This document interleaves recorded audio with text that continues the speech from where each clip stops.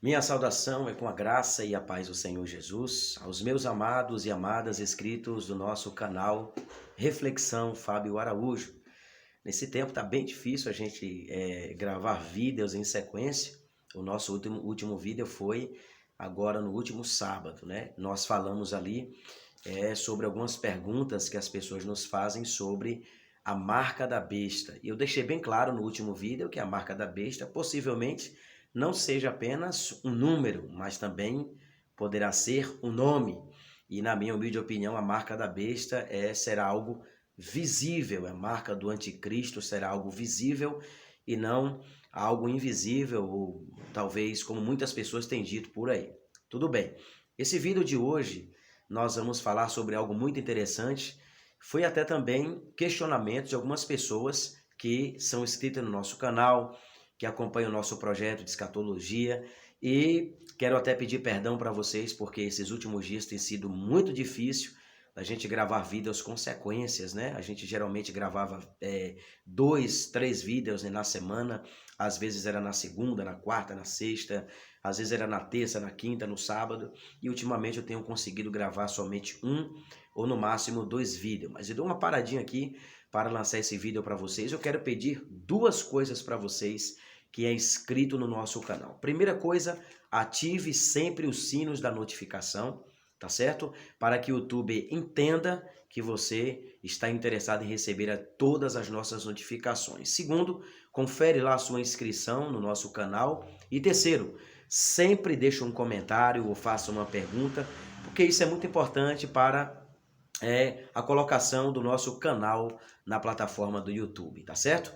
O nosso próximo vídeo, provavelmente, nós vamos falar sobre Apocalipse capítulo 9. Até porque Apocalipse capítulo 8 é onde se inicia ali a abertura do 7º selo e se inicia também o toque das trombetas, viu? Vai ser muito legal e muito bacana o descortinar de Apocalipse capítulo de número 9. Hoje eu quero falar sobre um assunto importante que algumas pessoas me fazem pergunta acerca do Apocalipse. Eu quero deixar bem claro para você, segundo o meu pensamento. E isso não interfere na questão da sua salvação, na questão daqueles que acreditam piamente, assim como eu, no arrebatamento da igreja e que Cristo retornará no nosso tempo e na nossa geração. Tá certo? Nós temos argumentos bíblicos de sobra para dizer para vocês que Cristo retornará no nosso tempo, tá certo? Olha só, hoje eu quero falar de uma coisa interessante para vocês. Vamos lá? Capítulo 1, o Senhor aparece para João Batista, ou para João, melhor dizendo, o apóstolo João, nada de João Batista aqui. Ele aparece para João para falar das coisas que brevemente, né, deveria acontecer e das coisas que estavam acontecendo. Por isso, ele se apresenta como aquele que é, aquele que era e aquele que há de vir, ok? Ele era aquele que era no passado, é aquele que é no tempo de João e aquele que há de vir, ou seja, aquele do nosso tempo. Eu acredito muito nesse há de vir que será no nosso tempo. A partir do capítulo 2, a gente vai ver que o tratado de Deus com João é acerca da sua igreja, melhor dizendo, que está na terra. Ou seja, a carta enviada às 7 igrejas da Ásia Menor é endereçada para as 7 igrejas da Ásia. Então muitas pessoas perguntaram para mim, tem um inscrito no canal que perguntou para mim, mas pastor, só existia as 7 igrejas naquela época? Não, existiam outras igrejas em outras regiões, como igreja em Filipos, como igreja em Colossos, como igreja na Galáxia, só que a carta às igrejas foi endereçada as 7 cartas foi endereçada às igrejas da Ásia. Uma curiosidade que uma pessoa me perguntou, é muito importante, até achei interessante essa pergunta, não é? O assunto do capítulo 2 até o capítulo de número 3, capítulo 2 e capítulo 3 de Apocalipse, se trata das coisas da igreja aqui na terra. Então, as igrejas da Ásia estão aonde? Na terra.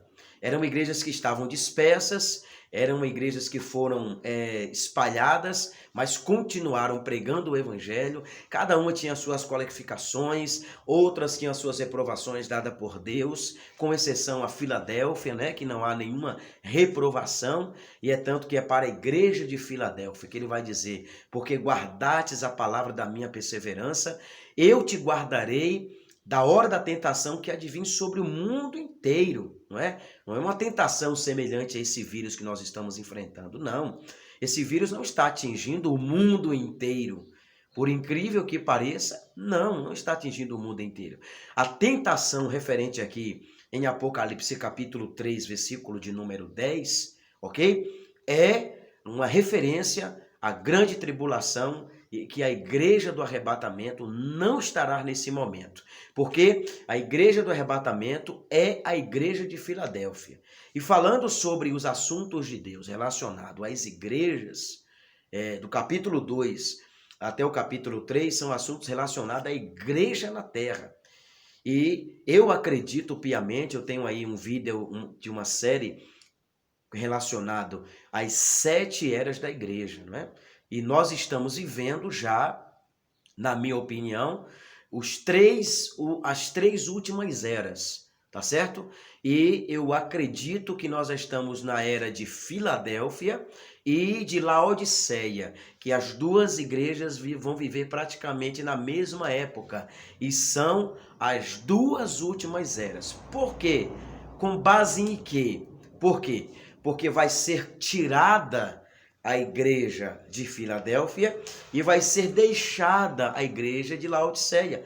Por quê? Porque Laodiceia é a igreja dividida, é a igreja que está em dúvida, é a igreja que não é quente e é a igreja que também não é fria, mas é uma igreja morna, é uma igreja que está em cima do muro.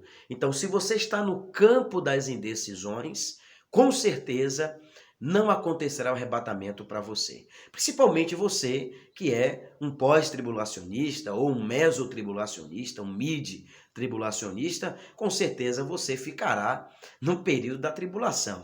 Porque Deus não vai levar quem não acredita, Ele só vai arrebatar quem acredita.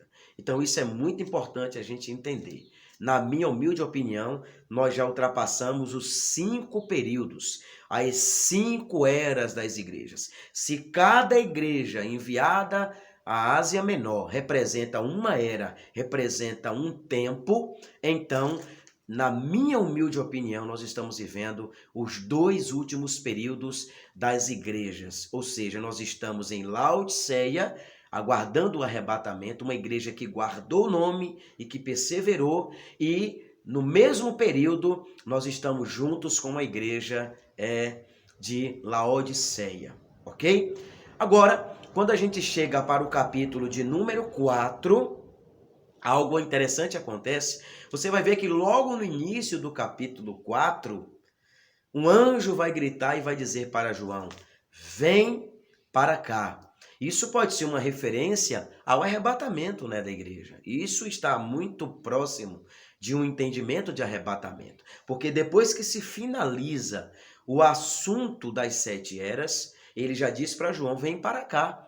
Ou seja, até o capítulo de número 3, João está tendo revelação de Deus embaixo. Mas a partir do capítulo 4, ele é arrebatado em espírito e é levado lá para cima. E o anjo diz: vem para cá. E quando ele sobe, as revelações que João recebe agora são de coisas referentes à eternidade, ao mundo celestial. O assunto de Deus com João, a partir do capítulo 4, já não é mais referente às coisas da terra. Né? Não é mais uma referência às igrejas que estão na terra, às coisas que estão na terra, mas às coisas que estão no céu. E aí, a partir do capítulo 5, as visões e as revelações vão dando continuidade, até chegar no capítulo 6, que ele vai mostrar para João, olha que entendimento maravilhoso, o que vai acontecer na terra. Então, quando João sobe, João está representando uma igreja que foi arrebatada e que vai ver e que vai saber claramente das coisas que estão acontecendo durante os 7 anos em que a igreja do arrebatamento já está lá em cima. Então, o capítulo 6 é o juízo segundo a operação do anticristo. Mas a partir do capítulo 7, já é a operação segundo o juízo de Deus. Agora é Deus julgando, é Deus tratando com o seu povo. E a gente percebe que no período da grande tribulação aparecem os 144 mil selados, que muitos disseram e acreditam que são os únicos que serão salvos, e eu já expliquei que nada tem a ver com os que serão salvos. Ali trata-se de um povo judeu que vai ser selado para pregar o evangelho no período da grande tribulação, ou da tribulação, ok? E a partir do capítulo 8, aí vem o julgamento de Deus. Mas tudo agora, a partir do capítulo 4, já acontece com o João lá em cima.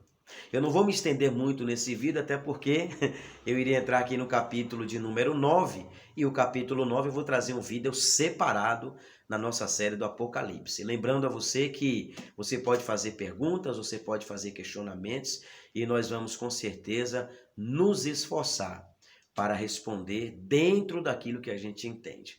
Eu quero deixar bem claro que o fato de você ter uma compreensão ou diferente da minha, não impede que você seja salvo, porque a salvação é algo dada por Deus. Isso não vem de mim.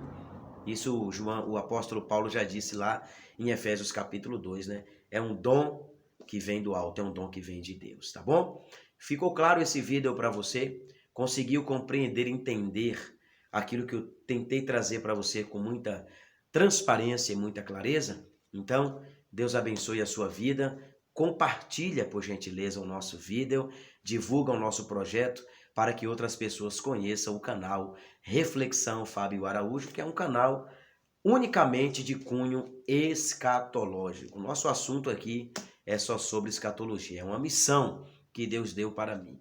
Poderia falar sobre outros assuntos como angiologia, que também está relacionado à questão escatológica em alguns aspectos, poder falar sobre uma teologia e tal, mas o nosso tratado aqui, com toda a responsabilidade que me foi conferida, é para falar somente de escatologia, tá bom? Que Deus abençoe a sua vida e não esqueça que o fato de você estar sofrendo não significa que você está só. Deus sempre está do seu lado. Até o nosso próximo vídeo.